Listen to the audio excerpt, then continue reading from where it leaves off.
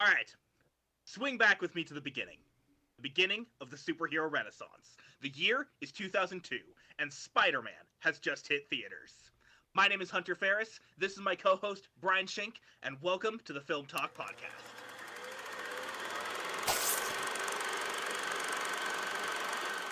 All right. As he said, welcome back, ladies and gentlemen, to Film Talk's Spider-Summer Extravaganza. So far, we have we've reviewed both of the Venom films, and today we are going back to where modern-day superhero movies started with Spider-Man 2002. I am so excited. I hadn't seen this film until just a couple weeks ago when a couple of my friends came over to watch it. And so we're getting into the films that I never saw when they were in theaters because I wasn't alive. Well, I was alive, but I was one when they first aired in theaters. But I just never got around to watching them since. So before we get into it, how you doing, my good friend Hunter? How you doing? Dude, I've had a great day. I just got to watch Rise of the Guardians. I spent some time this morning watching Spider-Man 2 in preparation for them to watch the teaser, the first look for Spider-Man Across the Spider-Verse Part 1. That looks so cool. I am so excited. This is going to be awesome. I was like full on cackling during parts of the teaser, during parts of the movie that I just watched. And I'm about to go to movie night after this. It feels like my life is movies. My life is movies. That's awesome, my guy. I'm glad you had a good day. I had a pretty decent day. Well, mostly I had to go change some tires on my car, or mostly get them off. Got to watch Spider-Man 2002, which is really good for its age. And then my sister had a birthday party, so we went out to go get some food today. I got to spend some time with my family. But, yeah. So sounds like a good day. So it was. You mentioned that before we actually get into the film, I'm sorry, a little bit of setting the scene. This is the way that I interpret it, the second big film of the superhero renaissance. The first being X-Men United. The superhero renaissance would generally not X-Men United. The first being X-Men 2000. The superhero renaissance started with X-Men, ending with superhero movie in 2008, the one from Friedberg and Seltzman, I think that's their name. The guys who do like Scary Movie and that sort of stuff, came out in March of 2008, 2 months before Iron Man. The superhero renaissance generally was characterized by narrative, structural, and moral rigidity. Good guys were good guys, bad guys were bad guys. There was a right way to make a superhero movie. Superhero movies were truly a genre. They had not just expectations, but rules for the correct way to do it. This is part of why there were 32 movies in the superhero renaissance. Some of them are debatable. Like, I don't think anybody considers Ask to be a superhero movie, but the point is that you weren't going into a superhero movie and being like, is this really a superhero movie? You were going in and being like, yes, superheroes! Yes. After 10 years of more or less like cultural drought by way of superhero movies. People just, I hate to say it, but like superhero movies were not really in the zeitgeist. They were not the blockbusters. We were getting the Daredevils and the Batman Forevers and that sort of movies that like, sure, there were some cool movies in there, but like they weren't really the culturally dominating films they are during the boom or even during the Renaissance. Right. And with that context out of the way, what were you about to say? I was actually wondering because I've been thinking about how, like the titles that we've been giving to different eras of cinema, like the years 2000 to 2008 with the superhero renaissance, the early years of superhero. A lot of people I hear calling the Silver Age of superhero movies, like the original Superman, the original like the Michael Keaton Batmans, all that era. In the future, what do you think this era of superhero films is going to be called? Because I don't think it's going to be called the superhero boom in the future. I think that's going to be a current title. Because I think in the future, like we are living in what's going to be known as the golden age of superhero films, especially if there's another resurgence in the future. Because this is the age where we have the MCU, which is going to span generations to come, even if it's not in films coming out, but in the legacy that it leaves behind because of the Infinity Saga and because of the first official connected universe that not only worked but tops charts whenever a new film comes out. So I think we're living in the golden era of superhero films. So I would okay. For context, for anybody who hasn't heard me talking about this, which is probably most people listening to this, I define the superhero genre in five separate artistic movements, starting with the traditional era, which goes from 1936 with Flash Gordon and ends just before Superman the movie from 1978. Then there's the traditional era with Superman's from 1978 to Batman 89, the Drought from Batman 89 to X-Men. Well, like everything in between there. I'm not going to say when it started and when it ended because the whole point of the Drought is that like very few people cared. Right, right. There are some people who do care, like people love like Blade and stuff like that. But Oh, like the Blade is point good. is that it wasn't the big cultural dominating Right. force, and so I feel like the point of the Drought is to say not that much happened. The Renaissance being stuff started happening again. We got this new enlightenment of superhero movies with X-Men to superhero movie, and then starting with Iron Man and The Dark Knight, we get to the superhero boom. And Right. like you said, boom is kind of a weird word for it because one, it doesn't actually describe what's going on. It's a very current word. It's a word that can only apply right now. And once the boom ends and another boom begins, what do we call that? The resurgence? Like that it Right. feels kind of weird to have renaissance and boom, so maybe a different word would be better. But I think to capture the artistic spirit of the superhero boom, the best word would be the postmodern era. Okay, I can see that because that is an era in comics, especially where stories started getting darker and much more like oriented on like the characters and like what is good and what is bad and can that be interchanged and stuff.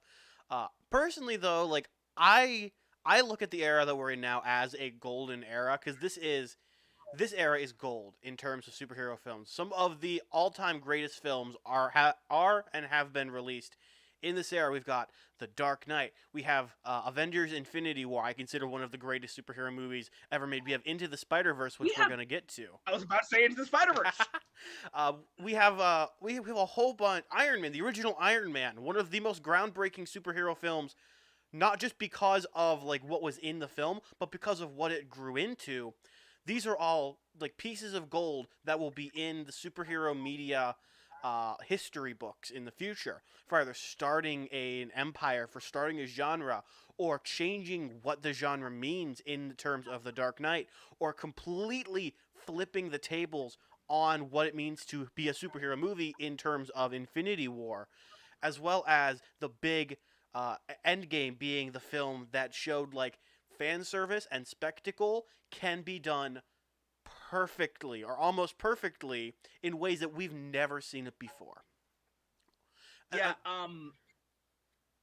I definitely think that this era of filmmaking that film history classes in the future will talk about the superhero boom. They might use different words, but they will Right. definitely talk about this artistic movement because you have to.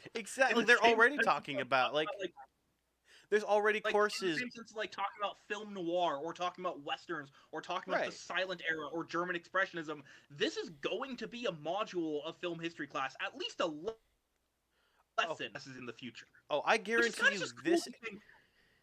I guarantee you Oh, this go ahead, era in film like this era in film history is going to be at least a chapter, if not an entire quarter of the school year because of how dense it has been with content.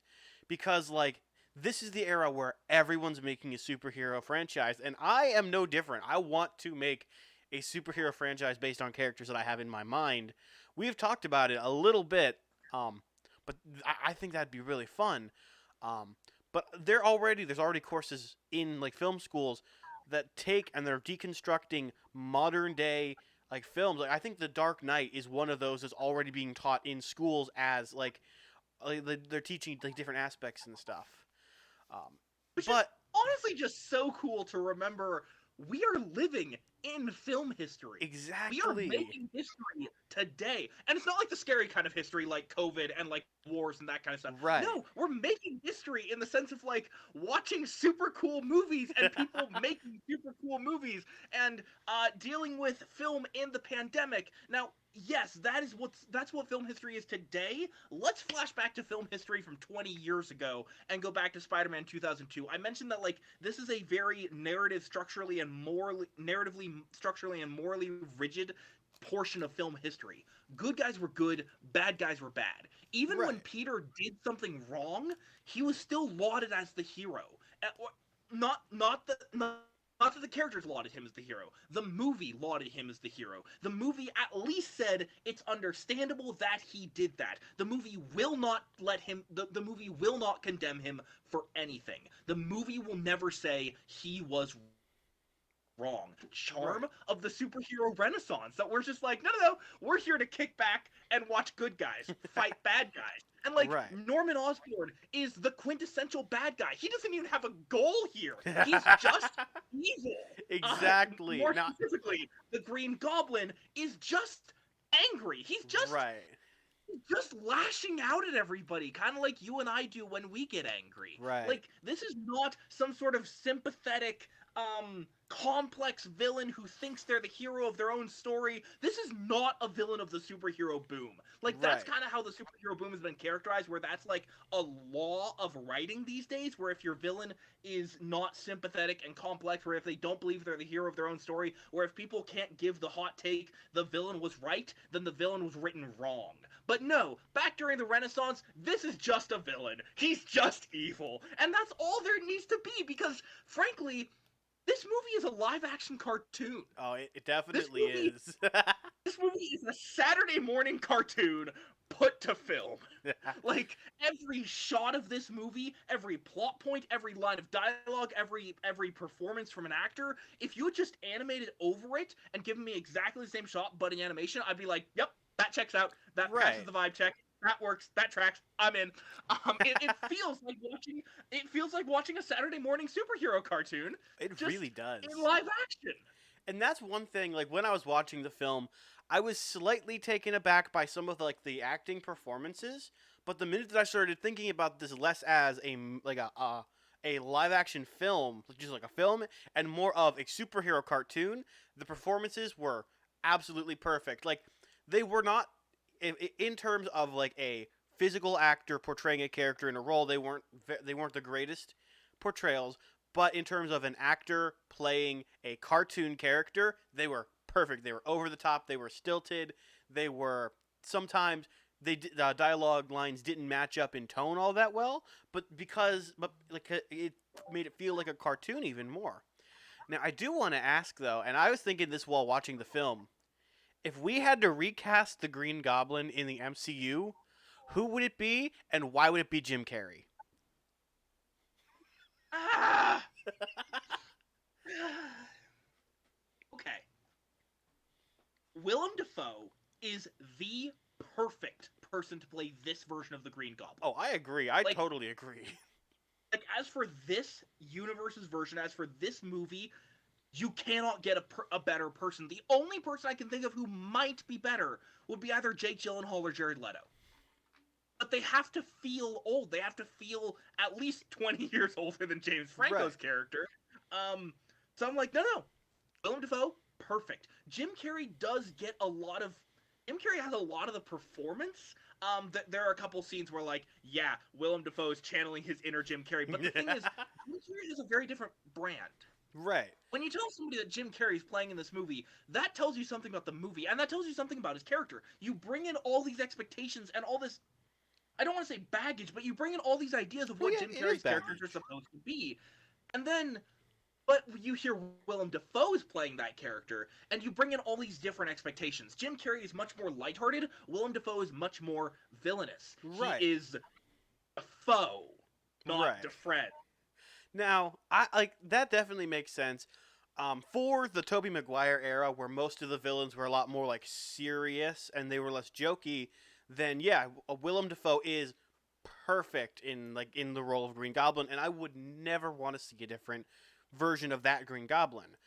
But what I'm saying is, like, if we were casting the MCU's Green Goblin, a universe where it's much more lighthearted, a lot more jokey. It's not lighthearted as in like there's never any consequences, because we saw a dustful of consequences only a few movies ago. Um, Oh, that does not make me feel so. uh, what makes it even better is that you just started cutting in and out as you said that. So So but what I said was, oh, that does not make me feel so good, Mr. right. Stark. But yeah, it's a more lighthearted movie. Jim Carrey would fit pretty well in the role. Yeah, and that's why, like, I don't think we're going to get an MCU's Green Goblin. I hope we do, because I'm pretty sure we're going to get Oscorp at one point. But because we're getting Green Goblin from the Raimi verse, I don't know if they're going to want to recycle. Recycle's a weird word, but I don't think they want to use a villain they've already used again, which is one issue that I have with them doing No Way Home the way they're doing it, because they're kind of shooting themselves in the foot in terms of what villains they can bring into this new universe, because they're already using a version of the Lizard, and of Electro, and of Sandman, and of the Green Goblin, and of Dr. Octopus. They, they, they're putting themselves in a position where they'd have to really try in order to bring these characters back in. However, it's also a good thing because this means that they now have room to do other Spider-Man villains that we haven't seen before, like the Jackal. Now, that would be an interesting one. Yeah, I don't think they're going to do another Green Goblin. I don't think they're going to do another Harry Osborn Goblin. I think if they do a Goblin, it's gonna be Ned. If they I do a don't want Goblin. them. I don't want that, to be honest. Like, I don't think they will make Ned into Hobgoblin, but I think if they're going to do a Goblin, it's gonna be Hobgoblin. No. I think it'd be really cool to see. Oh gosh, they already did some of my favorite. They already did my favorite Spider-Man villain. They already did Mysterio. He's my favorite. I absolutely think they're going to do Kraven the Hunter. John Watts really, really wants to do Kraven's Last Hunt as one of the stories. I could see Chameleon being a one-shot villain that they just throw in the first 5 minutes of a movie. I could see Chameleon being like a major villain, kind of like he was. I was about to say kind of like he was in the 2000 video game, and then I remembered that's Mysterio again. Like he was in the. Has a long roster of villains. Oh, he does. We have scratched the surface. Right. Now, if they do bring a version of the Green Goblin into the MCU, for one, I want him to be played by Jim Carrey, because Jim Carrey does really good serious acting. Like in The Truman Show, he does really good serious acting mixed with more comedic acting. And then he does very good comedic and over-the-top acting. But I also want to see Flash Thompson in the MCU start off as Hobgoblin, and then eventually in the future maybe become Agent Venom. Like, start him off as like the adopted son of Norman Osborn, because we already have the Harry Osborn character in Ned. Let Flash then take on the role of Norman Osborn's son, adopted son, and then he can become the Hobgoblin later on because he doesn't like Peter. And I think that would be really interesting.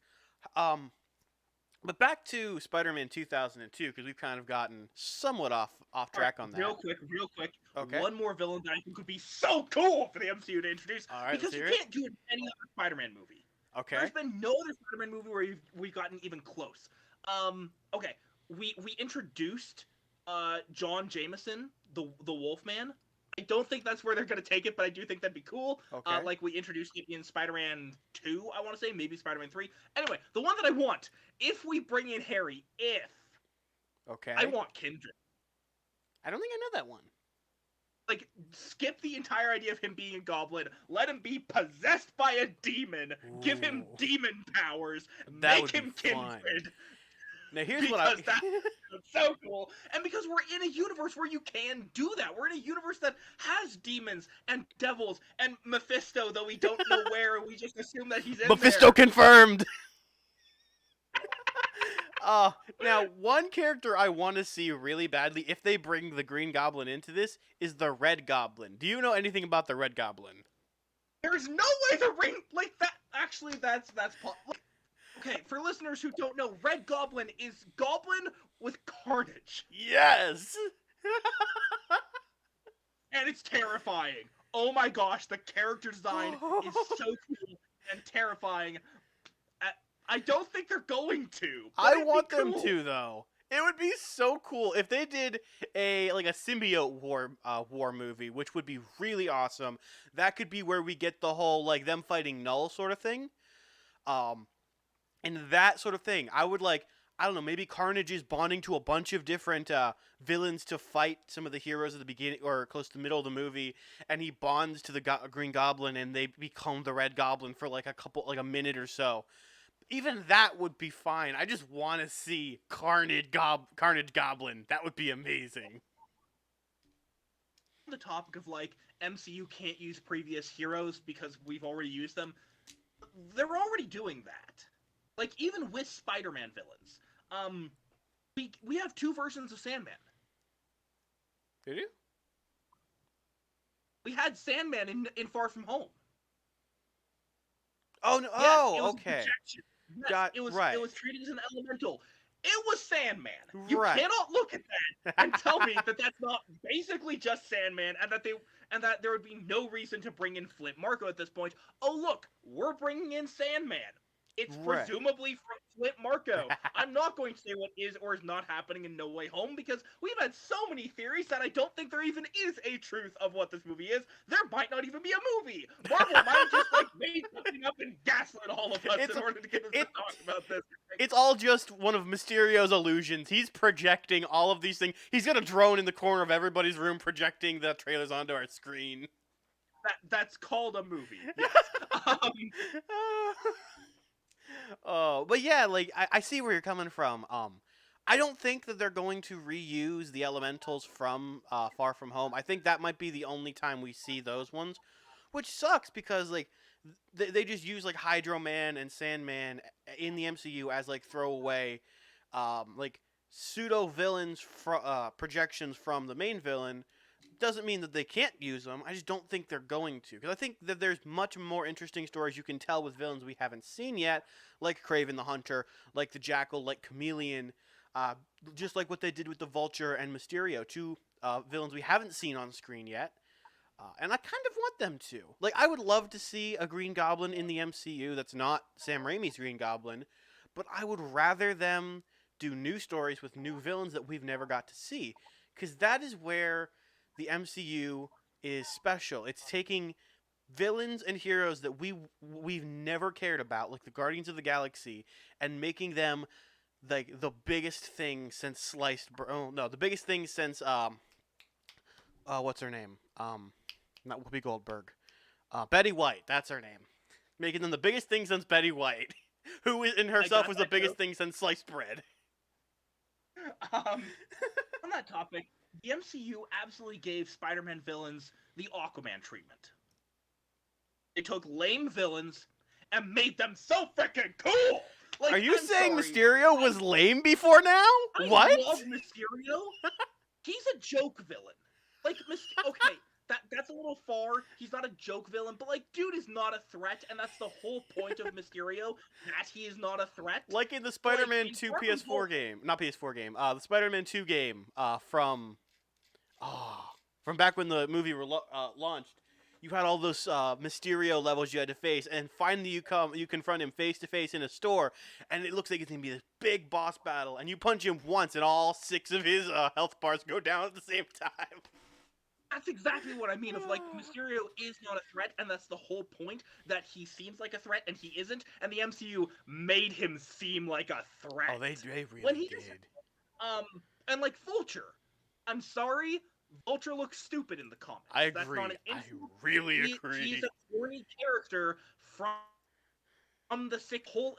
Yes, he should look corny. In the movie, he looks so freaking cool. Oh my god! I can't wait to see what they do to, like, I don't know, Mr. Negative or Black Cat, or I don't know who they're gonna do next. But like, take one of the dumbest villains in the comics, please. Just do the Aquaman treatment again. Take the dumbest villain you possibly can and make them so cool. I hope we get to see Mr. Negative in the next in like this upcoming trilogy that was announced. Because that would be amazing. I would also kind of want to see a version of Dr. Connors the Lizard that is more comic accurate in his design. Because I know like the Amazing Spider-Man's version of the Lizard was not hated by fans. Like, fans were okay with it, but it doesn't look like the Lizard from the comics in as he kind of looks like Scaly Man, whereas comics has like the whole snout and stuff. But even then, like, we're getting Lizard in this film, and I think that's going to be all we see of him, which is fine, I guess, because he's still a really cool character design. I should point out, they have given sequel bait. Scorpion is freaking That awesome. too. That'd be cool. Oh, I can't wait to see Scorpion. Okay. If I were to take one single dumb joke character and say MC them the Aquaman treatment, I have two main picks. All right, let's hear them. By way of like Will the Wisp Okay. or Big Wheel.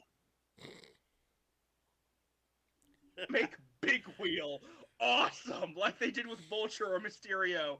That's impressive.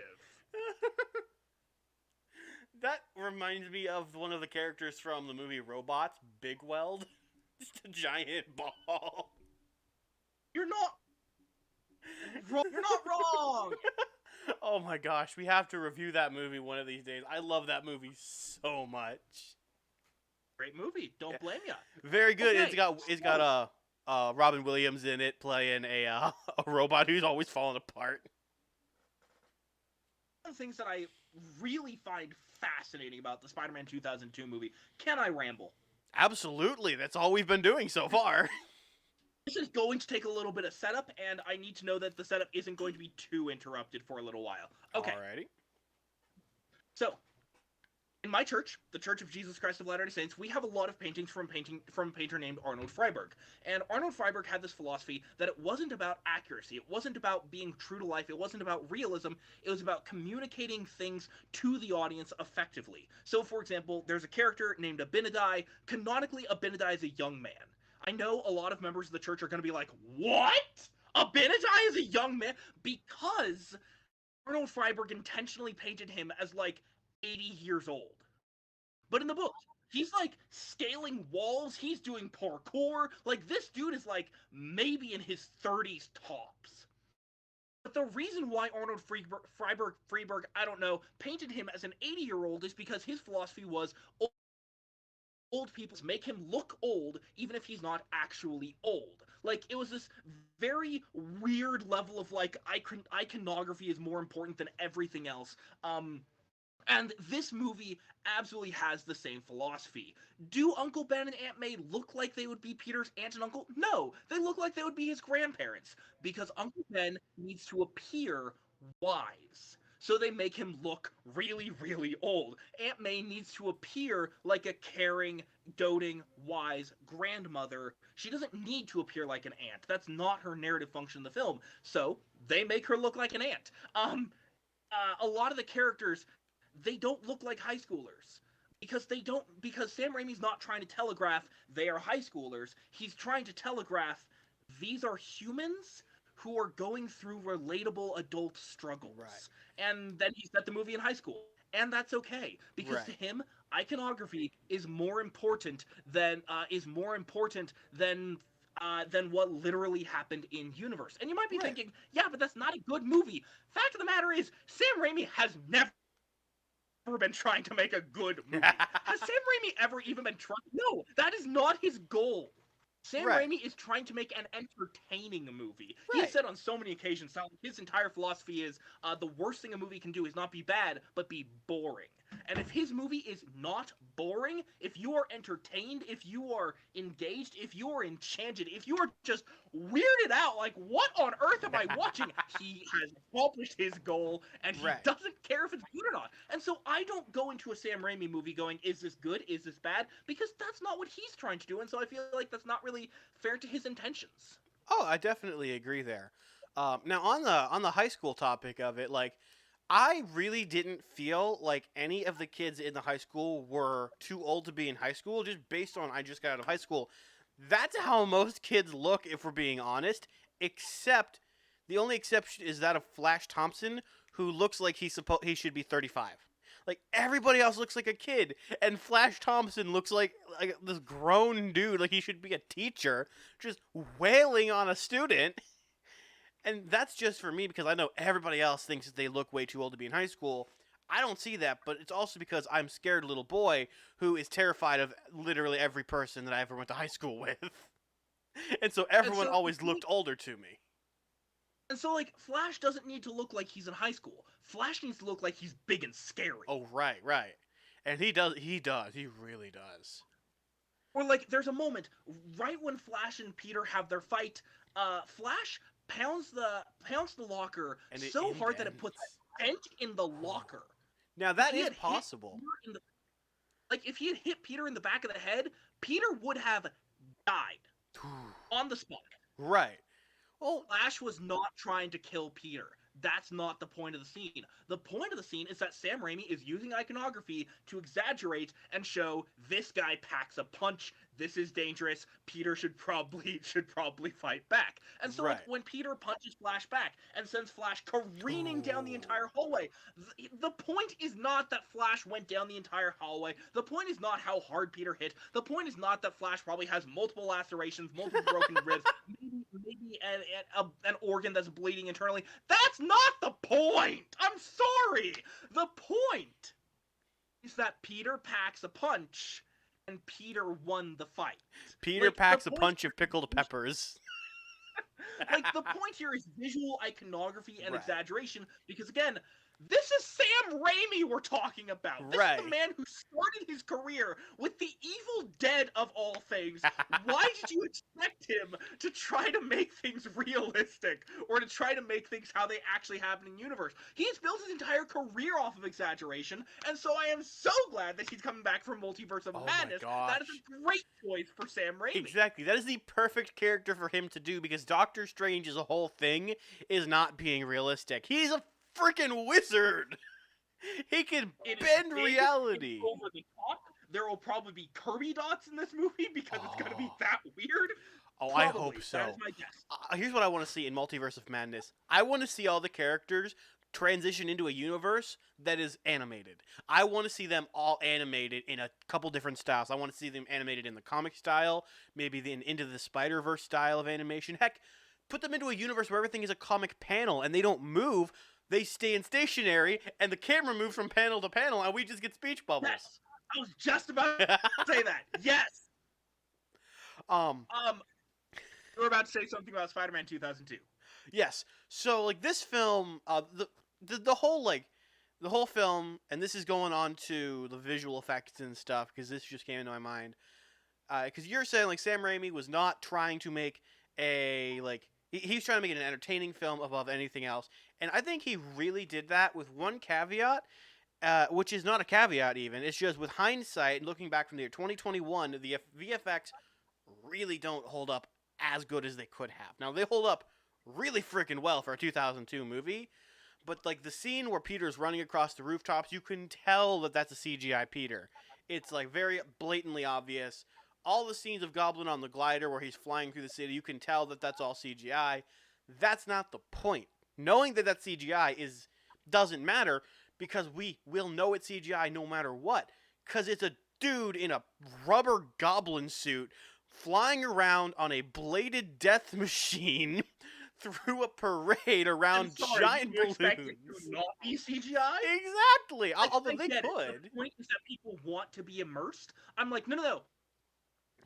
Immersed. I know you want immersion. I know you want an immersive experience. This is Sam Raimi. He doesn't want you to be immersed. He wants you to be entertained. Exactly. He wants to be big and over the top and fun. And if that means throwing immersion out the window, he will throw it out the window so hard that words appear out of thin air to describe its impact. Oh, or even another one, he'd throw it out the window so hard that it would take the entire room with it. Yes, that is very Sam Raimi, and I kind of want to go rewatch all of his movies at this point, because I'm like, this is so fun. Of course, it helps that he's working with Bill Pope, literally my favorite cinematographer. You might also be for The Matrix and Scott Pilgrim vs. the World. Yes! This guy is a good cinematographer. But you can see that same style of cinematography. You can see the same general camera angles. You can see the same philosophy way back in 1984 with The Evil Dead. From his first movie, he's doing the same philosophy of camera angles. Right.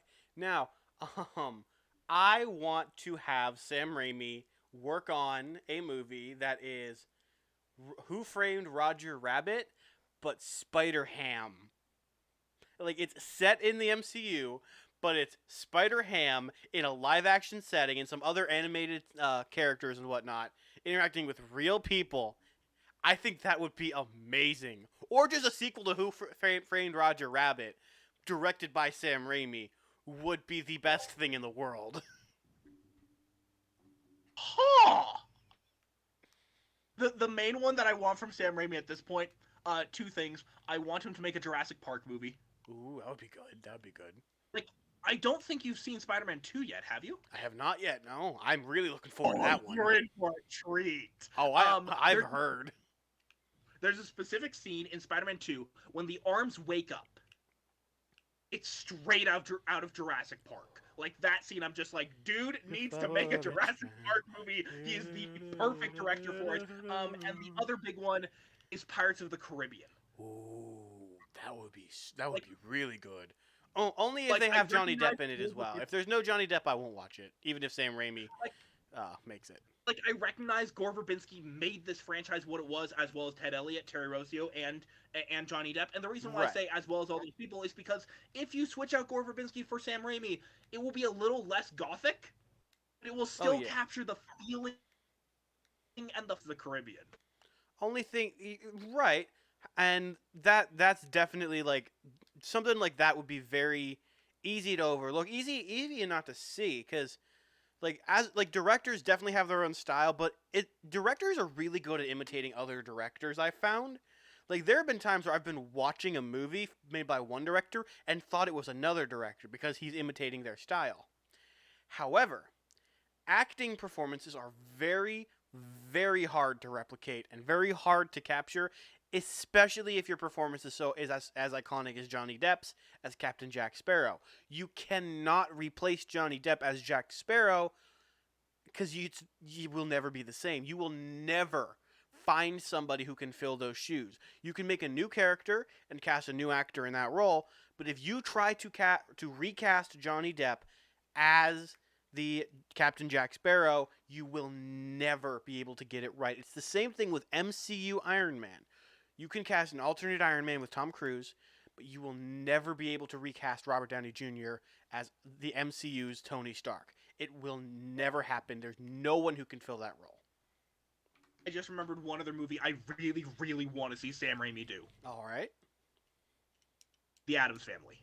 Oh, we need to get a good Addams Family in modern day. Now, the reason why I say that is because if you look at the 1991 and 1993 Addams Family and Addams Family Values, directed by Barry Sonnenfeld, and the reason why I say directed by Barry Sonnenfeld, it's the same visual style as Sam Raimi. It's the same big, over-the-top, kinetic, push the camera in way too close visual style that Sam Raimi has throughout Spider-Man 1 and throughout The Evil Dead. Like, this guy, at least like Sam Raimi in the early 2000s, would have nailed an Addams Family movie. I haven't seen anything he's made since Spider-Man 3. Like, I haven't seen anything he's made in the last 15-ish years. His directorial style may have changed a lot since then. Right. But no, like, I definitely agree. Either him or Tim Burton directing a live-action Addams Family film because of Tim Burton's gothic style would be really good and would be 10 times better than what we've already gotten. Because I saw the Addams Family 2 recently, and I was not impressed by it at all. Like, they made all these characters way too jokey. They're jokey, yes, but in a more dark and twisted way in the originals.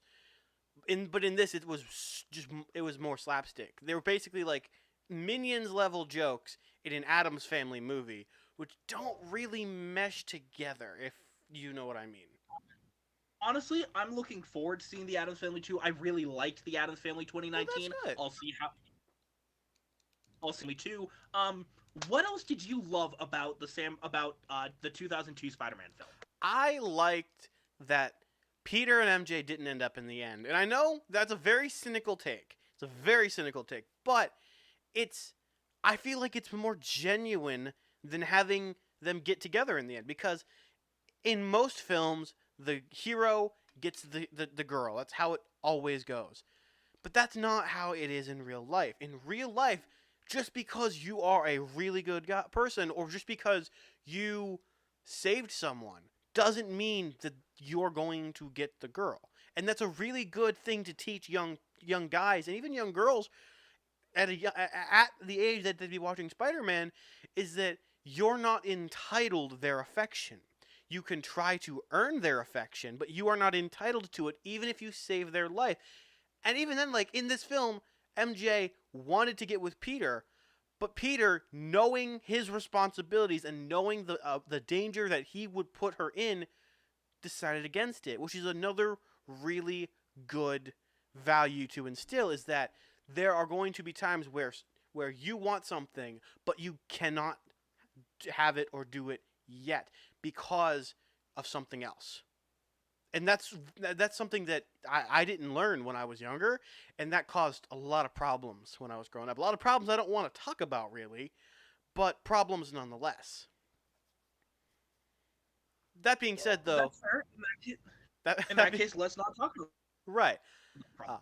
that being said, though, that upside down kiss was amazing, and I I, I don't know why it really tugged at my heartstrings. Once again, Sam Raimi is here for iconography. That shot is iconic. He wanted that shot.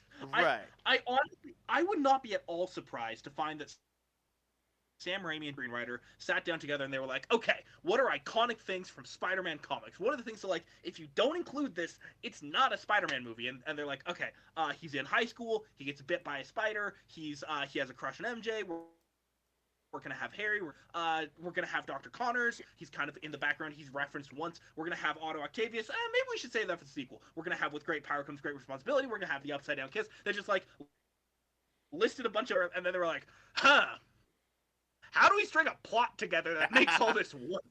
And they That did would a be my really good job. guess of how they did it. I'm not saying that is be like I would if they came out in an interview and said, yeah, that's how we did it. I'd be like, that tracks. Right. Yep, that makes sense. Yeah, and there's definitely you can definitely do that. You can definitely say we need this, and this to happen.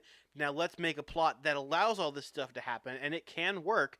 Most of the time it doesn't, but when it does work, you get Spider-Man 2002, one of the most iconic films in at least superhero history, if not modern cinema history, rivaling that of like The Dark Knight or Citizen Kane, I would say, when it comes to cinema iconography, iconicity, Iconography.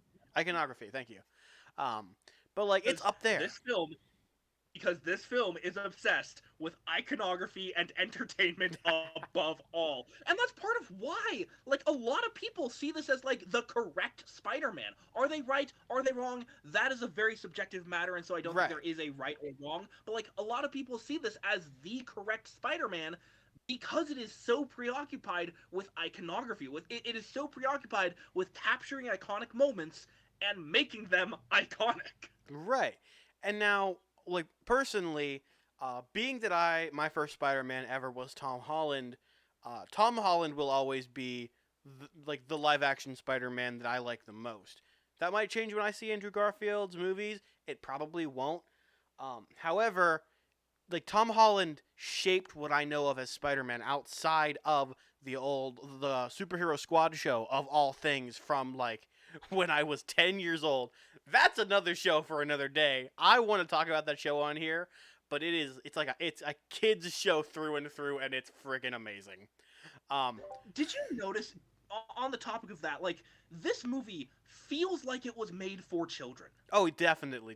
Like the Like humor watching and this as stuff. an adult, I feel like I'm not the target audience. That's not a bad thing. Right. I'm just like, wow, this movie knows that like Spider-Man was made for kids. Spider-Man was made during okay, not entirely, but kind of during a time when comic books were considered a kids medium. And like sure, Stan Lee was trying to make comic books that adults could also enjoy, but like it was still made by Marvel, which still considered Right. comics to be just for kids. And Marvel didn't think Amazing Fantasy 15 would work. They thought it was going to fail. They put Spider-Man in that issue because it was the last issue of the run, because they were like, "Hey, dude, we're canceling it anyway. Do whatever you want." And it worked. But that kind of does show that like this company still did have their priorities on children. And this movie is made, or at least feels like it was made, for children. We have a dude wearing a Power Rangers mask of all things. We have pro wrestling. We have like This movie feels like it's made Bone for children. size ready. I love People Bonesaw McGraw.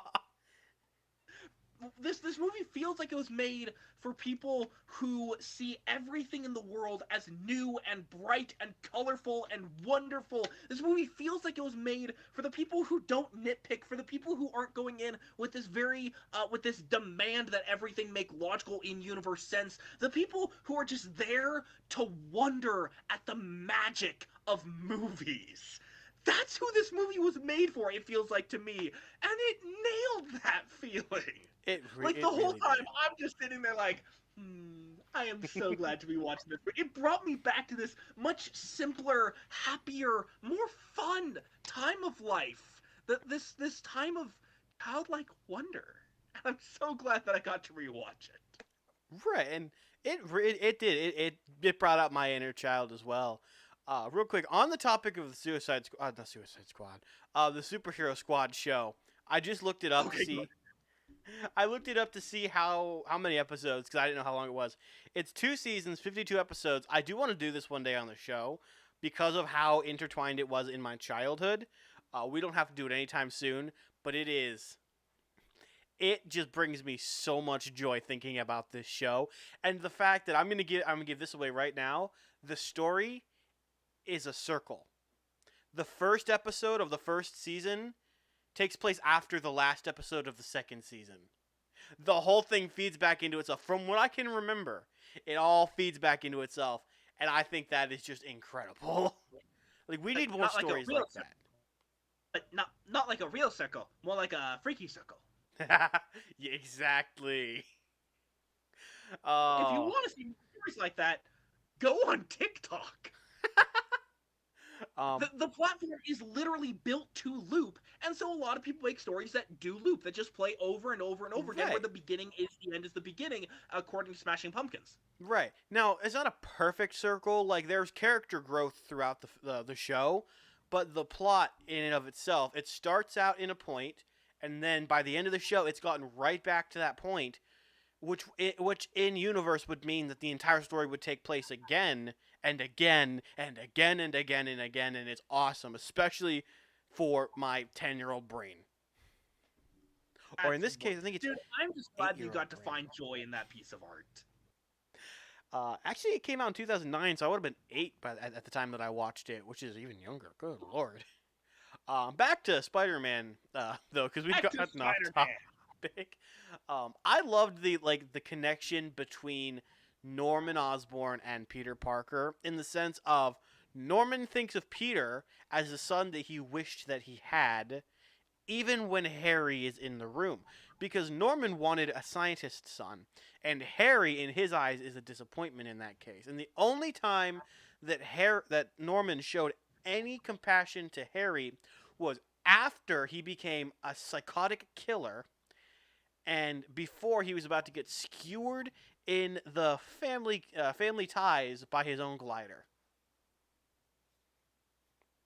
It's the Yep. only time that he showed Norman and Norman showed Harry any like love as a father, which it that I guarantee you is going to stick to for a lot of people or has like impacted like a lot of people's lives because they feel like that's how their family has treated them because they're not who they want. It's like the stereotype that I see on TikTok of Asian people, like the one Asian guy. He makes so many videos of it where the parents are like, "You be doctor," and the kid's like, "I don't want to be a doctor. I want to be a YouTuber," and the parents then throw the shoe at them. I'll have to put his ad in the description because he makes some of the best TikToks I've ever seen. Like the one where the Asian dad was playing the game on the difficulty mode Asian, and there's all these different stupid deaths like stepped onto the street, dies from fall damage. But it's like that a lot. It's the whole like not being able to live up to what your parents want from you that a lot of people do suffer with because their parents want their kids to be better, sometimes to a fault. Yeah. Yeah. That is a thing that happens, and I don't think I'm ready to talk about that yet. Well, then we don't have to talk about it.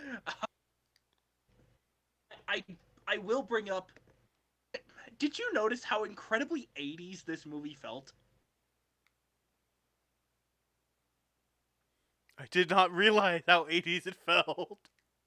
Like, I would not have been at all surprised to see Molly Ringwald show up in this movie, or Matthew Broderick. Not like Molly Ringwald, Matthew Broderick, like 20 years later. No, like teenage them. I would not be at all surprised to see like actual Ferris Bueller. To see just like Peter Parker pass by Ferris Bueller in this movie. It that feels would be very cool. much like that type of movie. Right, that would have been awesome. I do. I want to. I don't mean because of crossovers. It's just like it's exactly the same. It's exactly the same tone, and that's what I mean. Right, and that definitely does make sense now that I think about it. And this is coming from like I didn't notice this, and I want to make an '80s style like teen drama, like Ferris Bueller's Day Off or like The Breakfast Club or stuff like that. I want to make that film, that modern day film set in modern day but shot like an 80s film with those same problems, the same dilemma. A group of high school kids get detention for doing something, and they bond over that, and they go out and they do stupid crap. I want to make a movie like that because not because like it's easy to make, because the market from the 80s is already saturated with those types of films. Not because it is easy, but because it is hard. I forget what film that was from, but I reference it way more often than I should. That's a John F. Kennedy quote. Oh, that's right. That's right. Yeah. That's why. That was his reason for going to the moon. Right. Yeah, they've used it in a couple different films as well. I think that's where I remember it from. But yeah, you're right. That is a John F. Kennedy quote. Oh, I don't feel like a true. I need to take that flag down now. I don't feel like a true patriot anymore. Dude, don't worry. Not everybody has to remember all of the iconic American things in order to be considered American. Oh man. Still though, I should have remembered that. I should have remembered that. If I don't remember anything, I should remember that. This film was very groundbreaking in terms of like what a superhero film could be. It touched on a lot of topics that most superhero films at this point had never touched on. Because like most of the films that we'd seen in the past didn't really get that deep into topics, and we'll definitely see this in like Spider-Man 2. They don't really deal with like identity crises in like older superhero films. They mostly worried about like the battle between the good guy and the bad guy. And it was when we got into 2000 up until now where we finally started getting those deep stories about like sexuality and about race and about what it means to be super. Not even a hero, just super. Something like Deadpool does that in a sort of like wishy-washy, like tongue-in-cheek way with the character of Colossus, trying to recruit Deadpool to be an X-Man and Deadpool refusing is it's very subtle in a way, but it's still talking about what it means to be super and like that you should use your powers for good, and if you need to use your powers for good. And that was started in Spider-Man 2002 with one of the most iconic lines from film ever: with great power comes great responsibility. And honestly, that right there, that little piece of knowledge from Uncle Ben before everything happened is something that I think we all should take away from something like this. But we also need to remember that just because you can doesn't always mean you need to. Doesn't always. But with great power comes great responsibility. Thank you so much for joining us for the Film Talk podcast. Again, my name's Hunter Farris. This is my co-host, Bryan Schink. We'll leave the socials in the description, and take care.